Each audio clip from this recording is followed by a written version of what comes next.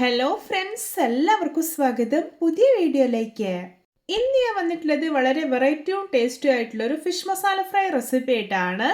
എന്നും പറയുന്ന പോലെ വീഡിയോ കണ്ടിട്ട് ഇഷ്ടപ്പെടുവാണെങ്കിൽ ലൈക്ക് ചെയ്യുക, ഷെയർ ചെയ്യുക, കമൻറ്റ് ചെയ്യുക, ചാനൽ സബ്സ്ക്രൈബ് ചെയ്യാനും മറക്കരുതേ. പിന്നെ ഫേസ്ബുക്കിലൂടെയാണ് വീഡിയോ കാണുന്നതെങ്കിൽ പേജ് ഫോളോ കൂടി ചെയ്യണേ. അപ്പോൾ നമുക്ക് നേരെ വീഡിയോയിലോട്ട് പോവാം.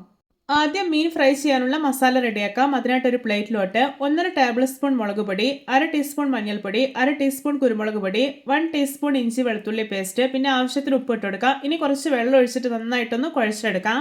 ഇപ്പോൾ ഇതാ മസാല റെഡി ആയിട്ടുണ്ട്. ഇനി ഇത് മീനിൽ നന്നായിട്ടൊന്ന് തേച്ച് പിടിപ്പിക്കാം. ഞാനിവിടെ 2 അയലയാണ് എടുത്തിട്ടുള്ളത്. നിങ്ങൾക്ക് ഇഷ്ടമുള്ള ഏതൊരു മീൻ വേണമെങ്കിലും എടുക്കാവുന്നതാണ്. ഇപ്പോൾ ഇതാ മീനിലെല്ലാം നന്നായിട്ട് മസാല തേച്ച് പിടിപ്പിച്ചിട്ടുണ്ട്. ഇനി ഇതൊരു ഹാഫ് അവർ റെസ്റ്റ് ചെയ്യാൻ വേണ്ടിയിട്ട് അടച്ചു വെക്കാം.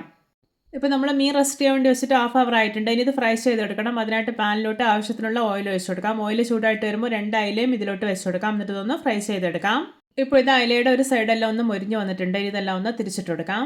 ഇപ്പോൾ ഇത് 2 സൈഡും നല്ല പെർഫെക്റ്റ് ആയിട്ട് തന്നെ മുരിഞ്ഞ് കിട്ടിയിട്ടുണ്ട്. ഇനി ഫ്ലെയിം ഓഫ് ആക്കാം. എന്നിട്ട് ഇത് മാറ്റി വയ്ക്കാം. ഞാനിവിടെ ഒരു പാൻ നന്നായിട്ട് ചൂടാക്കി എടുത്തിട്ടുണ്ട്. ഇതിലോട്ട് നമ്മൾ മീൻ ഫ്രൈ ചെയ്തെടുത്തപ്പോൾ ബാക്കിയുള്ള ഓയിലാണ് ഒഴിച്ചു കൊടുക്കുന്നത്. ഇനി ഇതിലോട്ട് ഒരു വലിയ ഉള്ളി അരിഞ്ഞത് ഇട്ട് കൊടുക്കാം. എന്നിട്ട് ആവശ്യത്തിന് ഉപ്പ് കൂടി ചേർത്തിട്ട് നന്നായിട്ടൊന്ന് വഴറ്റിയെടുക്കാം. ഇപ്പോൾ ഇത് ഉള്ളിയെല്ലാം അത്യാവശ്യം വഴന്നു വന്നിട്ടുണ്ട്. ഇനി ഇതിലോട്ട് 2 പച്ചമുളക് അരിഞ്ഞത്, 1 ടീസ്പൂൺ ഇഞ്ചി വെളുത്തുള്ളി പേസ്റ്റ്, പിന്നെ ഒരു തക്കാളി അരച്ചെടുത്തത് കൂടി ഒഴിച്ചു കൊടുക്കാം. തക്കാളി അരച്ച് ചേർക്കുകയാണെങ്കിൽ കറിക്ക് നല്ലൊരു കൊഴുപ്പും കട്ടിയും ഉണ്ടാവും. എന്നിട്ട് ഇതെല്ലാം ഒന്ന് മിക്സ് ചെയ്തെടുക്കാം. ഇനി ഇതിലോട്ട് 1 ടേബിൾ സ്പൂൺ മുളക് പൊടി, 1 ടേബിൾ സ്പൂൺ കാശ്മീരി മുളക് പൊടി, 1/4 ടീസ്പൂൺ മഞ്ഞൾപ്പൊടി, ഇതെല്ലാം ചേർത്ത് കൊടുക്കാം. എന്നിട്ടൊന്ന് ഇളക്കി യോജിപ്പിച്ചെടുക്കാം. ഇനി ഇതിലോട്ട് പുളിവെള്ളം ഒഴിച്ചു കൊടുക്കാം. ഞാനിവിടെ ചെറിയൊരു ചെറുനാരങ്ങയുടെ വലുപ്പത്തിൽ വാളംപുളി ഒന്ന് കുതിർത്തതിന് ശേഷം പിഴിഞ്ഞെടുത്തിട്ടുള്ളതാണ്. ഇനി ഇതൊന്ന് ഇളക്കി കൊടുക്കാം. നന്നായി ഒന്ന് തിളച്ച് വരട്ടെ.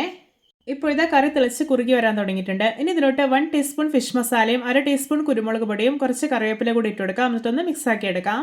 ഇനി ഇതിലോട്ട് ഫ്രൈ ചെയ്ത് വെച്ചിരിക്കുന്ന ഫിഷ് ചേർത്ത് കൊടുക്കാം. എന്നിട്ട് ഈ ഫിഷിലെല്ലാം മസാലയൊക്കെ ഒന്ന് ആക്കി കൊടുക്കാം. ഇനി ഫിഷിലെല്ലാം മസാലയൊക്കെ നല്ലപോലെ ഒന്ന് പിടിക്കട്ടെ.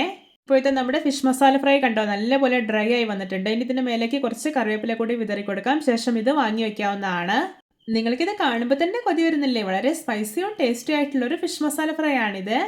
ചോറിനൊപ്പം മാത്രമല്ല, ചപ്പാത്തി, പൊറോട്ട, വെള്ളപ്പം, ദോശ എന്തിൻ്റെ കൂടെ വേണമെങ്കിലും ഇത് കഴിക്കാവുന്നതാണ്.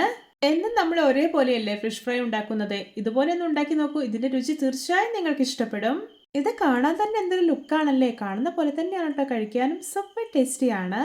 അപ്പോൾ എല്ലാവർക്കും എൻ്റെ variety and tasty fish masala fry recipe ഇഷ്ടപ്പെട്ടെന്ന് വിചാരിക്കുന്നു. ഇഷ്ടപ്പെട്ട സപ്പോർട്ട് ചെയ്യാൻ മറക്കരുതേ. അപ്പോൾ ഇതുപോലെയുള്ള വെറൈറ്റി വീഡിയോകളായി നമുക്ക് വീണ്ടും കണ്ടുമുട്ടാം. Okay, bye bye.